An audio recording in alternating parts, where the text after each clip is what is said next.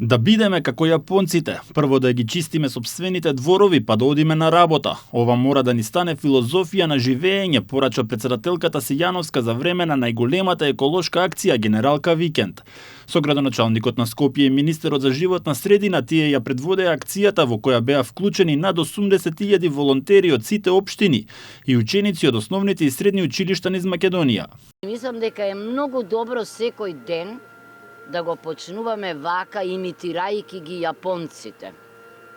Предпоставувам, знаете дека тие прво зачистуваат тамо каде што живеат, а кога се овде, дури и околу нашите згради, а потем одат на работа. Мене е градоначалникот на Скопје и јас посакувам да го следи примерот на градоначалничката на Париз, сега ми паѓа на памет, Енди Идалго, која што некои париски улици трансформира во зелени површини.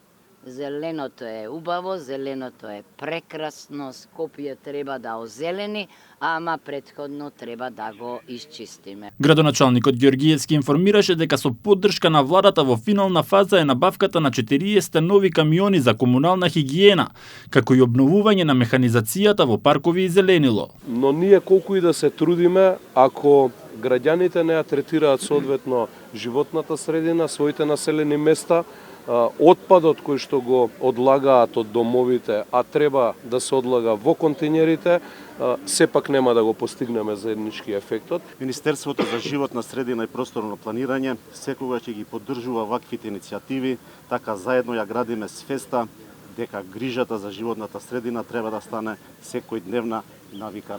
Нека ова акција на граѓанското општество придонесе колку што и можно повеќе кон годишно отстранување на отпадот и дивите депонии. Генералка Викенд се одржува од 2021 година и е замислена како 10 годишна национална иницијатива. Досега во рамките на акцијата учествувале над 100.000 волонтери од сите 81 општина.